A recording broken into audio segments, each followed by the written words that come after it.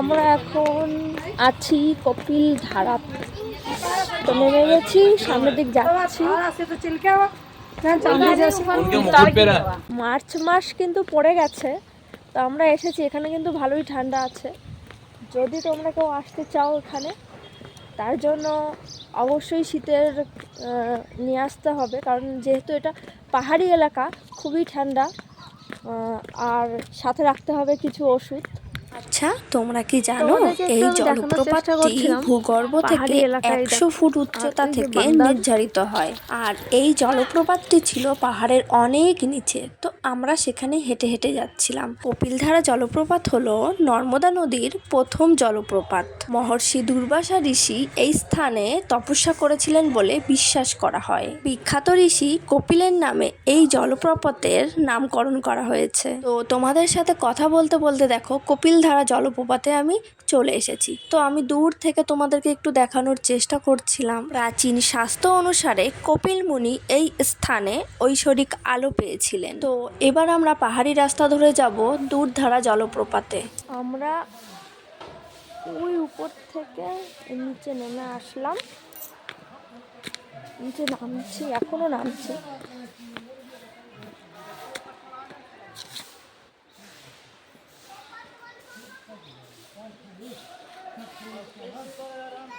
এই জলপ্রপাতে পৌঁছানোর জন্য অরণ্যের মধ্যে দিয়ে যেতে হয়। এই রাস্তা খুব খারাপ। এই রাস্তায় অনেক সাথীশিলা পাথর আছে। কি তোমরা তো অবাক হচ্ছ? সাথীশিলা? হ্যাঁ, সাথীশিলা নামে অনেক পাথর আছে। আমিও প্রথমে নাম শুনে অবাক হয়েছিলাম। এই পাহাড়ি রাস্তায় চলার সময় আমাদের দুজনের ফোনে কারোরই নেটওয়ার্ক ছিল না। পাহাড়ের রাস্তায় একটা দারুণ অভিজ্ঞতা হলো, যেটা এখানে শুধু ঝর্ণার আওয়াজ, বেশ ভালো লাগছে। আর আমরা তো খুব সকাল সকাল বেরিয়ে গেছিলাম হোটেল থেকে, তো 7টার মধ্যে, কারণ আমাদের ইচ্ছা আছে যে এখানে যতগুলো মানে দেখার জায়গা, তো 11টা জায়গা আমি যতদূর মানে নেটে দেখেছি, তো সেখানে যাওয়ার ইচ্ছা আছে। এবার দেখা যাক কতদূর কি করতে পারি। এখন আমরা যাচ্ছি দুধধারা, আর সামনেই আমি একটা বিশাল বড় পাথরের চাই দেখতে পেয়েছি। দেখো, বেশ ভালো লাগছে। ঝর্ণা, এদিক থেকে ঝর্ণার জল বয়ে বয়ে আসছে। আর ফোনের দিকে তাকিয়ে যদি কথা বলতে যাও, তাহলে একদম একদম দুধধারাতে চলে যেতে হবে। সুতরাং ফোনের দিকে না তাকিয়ে নিচের দিকে তাকিয়ে হাঁটাটাই সব থেকে বেটার। মা নর্মদা কামধেনু রূপে আবির্ভূত হয়েছিলেন এবং জলপ্রপাতের দুধধারা বা দুগ্ধধারা নামে পরিচিতি পেয়েছিলেন। প্রায় 30 মিনিট হাঁটার পর আমরা পৌঁছে গিয়েছিলাম সেই জায়গাতে। এই নামের পিছনে অন্যান্য জনপ্রিয় বিশ্বাস আছে। ঋষি দুর্বাসা তার ক্রুদ্ধ প্রকৃতির জন্য পরিচিত। বিশ্বাস করা হয় যে ঋষি দুর্বাসার তপস্যায় সন্তুষ্ট হয়ে মা নর্মদা তার কাছে আবির্ভূত হন এবং দুধ পান করান। তখন থেকেই নর্মদা নদীর নামকরণ করা হয় দুধধারা। ঋষি দুর্বাসার এখানে একটি গুহা রয়েছে, যেখানে তিনি ধ্যান করেছিলেন। এই গুহায় একটি শিবলিঙ্গ রয়েছে, যার উপর অবিরাম জল পড়তে থাকে। Just wow, like a wow. আর তোমরা এখানে খেয়াল করে দেখেছো কি দুধধারা কেমন সুন্দর বয়ে বয়ে যাচ্ছে? আমার তো খুবই ভালো লেগেছে। আর এই যে গুহার কথা বলছিলাম, সেই গুহা হচ্ছে এই যে। ঋষি দুর্বাসা প্রতিদিন এই নর্মদার জল নিয়ে শিবলিঙ্গকে পবিত্র করতেন। বর্ষাকালে এই দুধধারা জলপ্রপাত দেখার সেরা সময়, কারণ বনের মধ্যে মনোরম আবহাওয়ার সাথে এই নদীর জল এক কথায় অসাধারণ লাগবে। তো তোমরা চাইলে অবশ্যই আসতে পারো। এই দুধধারা জলপ্রপাত পবিত্র নর্মদা নদী দ্বারা গঠিত এবং কপিলধারা জলপ্রপাতের পরে নর্মদা নদীর উপর দ্বিতীয় জলপ্রপাত।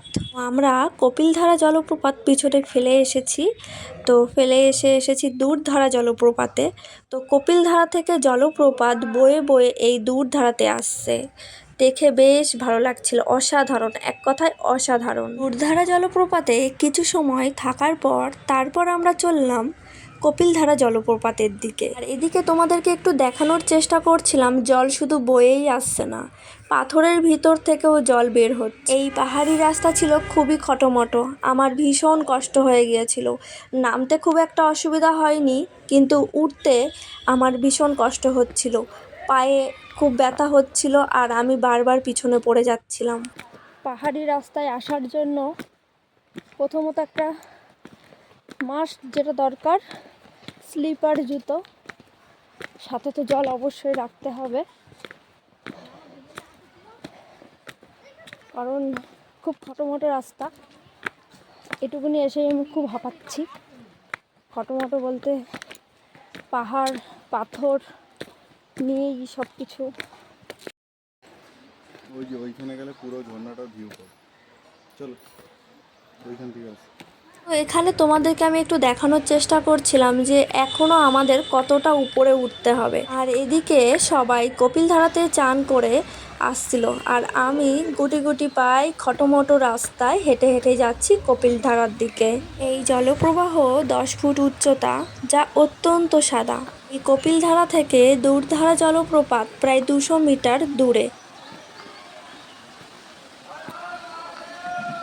হর হর মহাদেব। পাহাড়ের জার্নিতে আমি যতটা হর বুঝলাম, হর বাবার কাছে মহাদেব। পৌঁছানো অতটা সহজ নয়।